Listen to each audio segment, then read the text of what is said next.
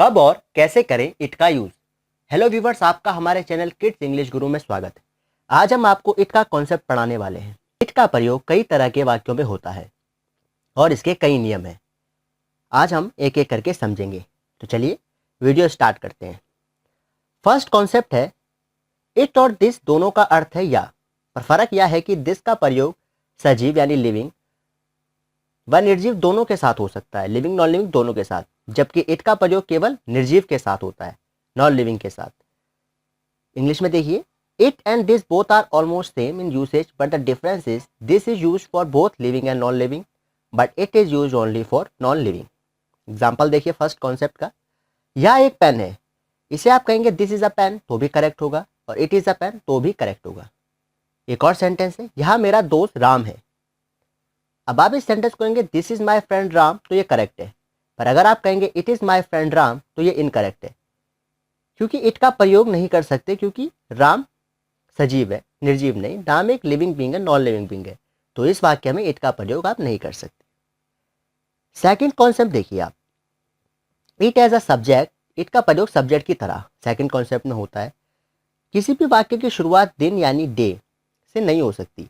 अगर वाक्य की शुरुआत आज, कल, परसों आदि से हो तो इट का प्रयोग सब्जेक्ट की तरह किया जाना चाहिए, जैसे आज सोमवार है, कल छुट्टी थी आदि, इस तरीके से।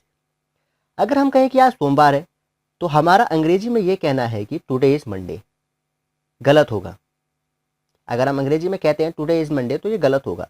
बजाय इसके कि इट को सब्जेक्ट की तरह यूज करना होगा और कहना होगा इट इज मंडे टुडे, तो ये करेक्ट सेंटेंस। इंग्लिश में समझा देता है कि no sentence can start with any day, example Monday, Sunday, yesterday etcetera. If I say today is Monday, it is an incorrect sentence. Rather, I need to say it is Monday today. Basically, it is so used as a subject if any day is mentioned. Example देखिए इसकी, कल छुट्टी थी। It was holiday yesterday. It का use आएगा इसमें। Holiday yesterday कहेंगे तो गलत सेंटेंस है नहीं, तो it was holiday yesterday. आज मेरा जन्मदिन है। It is my birthday today. अब इस सेंटेंस को आप सिर्फ इतना कह दीजिए कि is my birthday today, question mark हो जाएगा, तो it is my birthday today लगा के सेंटेंस कंप्लीट होगा। ये सेकंड कॉन्सेप्ट है। अब है थर्ड कॉन्सेप्ट, समय हो चुका है या गया है, हैज बीन। समय हो चुका था या गया था, हैड बीन। और इट एज अ सब्जेक्ट का प्रयोग सब्जेक्ट की तरह होता है इसमें। इसमें देखिए ऐसे वाक्यों में इट का प्रयोग सब्जेक्ट की तरह होगा। वाक्य में आपको बताऊंगा।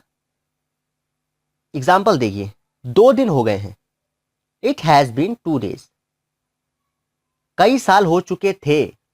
It has been many years. तो इसमें जब कोई समय हो चुका है, गया है, या हो चुका था, गया था, हैज बीन, हैड बीन का यूज होता है, तो वहाँ इट का यूज जरूर होता है। और कैसे होता है वो सेंटेंस आपने देख लिए। अब एक फोर्थ कॉन्सेप्ट देखिए इसका, इट का। समय लगना, समय हो चुका होना। Take as a verb. Take का प्रयोग वर्ब की तरह होगा इसमें, ठीक है। टेक जो वर्ड है उसका प्रयोग वर्ब की तरह किया जाएगा फोर्थ कॉन्सेप्ट में इट के, और इट सब्जेक्ट की तरह यूज होगा। अगर वाक्य में सब्जेक्ट नहीं है तो इट का प्रयोग सब्जेक्ट की तरह किया जाना चाहिए। इस कॉन्सेप्ट का सबसे मेन लाइन यही है। If there is no subject in the sentence then it can be used as a subject. अब मैं आपको देखिए सेंटेंसेस बताता हूँ। 2 मिनट लगते हैं। It takes 2 minutes। इट का यूज होगा इस। 2 मिनट लग रहे हैं। It is taking 2 minutes। 2 minute लग चुके हैं। अब 2 मिनट लग चुके हैं, तो इट हैज टेकन 2 minutes। तो टेक का यूज जो वर्ब की तरह हुआ, वर्ब की फॉर्म्स की तरह हुआ है टेक का यूज इन सब सेंटेंस में, आप देखिए। और इट आपको सब्जेक्ट की तरह यूज करना है। ये फोर्थ कॉन्सेप्ट है इट का। तो इट के ये 4 कॉन्सेप्ट है, बहुत सिंपल। आपको इट का यूज कहाँ करना है। सबसे पहले कॉन्सेप्ट में आपको बताया गया कि इट का यूज नॉन लिविंग के साथ किया जाता है। It is a pen, it is a love, इस तरीके से। सेकेंड कॉन्सेप्ट में इट सब्जेक्ट की तरह यूज होता है। और थर्ड कॉन्सेप्ट में जब समय हो चुका गया है, हो चुका था, गया था, हैज़ बीन, हैड बीन। और फोर्थ कॉन्सेप्ट में समय लगना, समय हो चुका होना, उसके साथ यूज़ किया गया। तो इस वीडियो में मैंने आपको ये समझाया है कि इट को आप कैसे यूज़ कर सकते हैं, कब आपको यूज़ करना होता है, और किस तरह सेंटेंस में इट का सही यूज़ कर सकते हैं। तो आज की वीडियो में फ़िलहाल इतना ही है। वीडियो पसंद आया होगा प्लीज़ लाइक करिए वीडियो हमारा, शेयर ज़रूर कीजिए और सब्सक्राइब कीजिए हमारे इस चैनल किड्स इंग्लिश गुरु को। बेल आइकन प्रेस कर दीजिए, नई वीडियोस के नोटिफिकेशन उससे सबसे पहले मिलते हैं।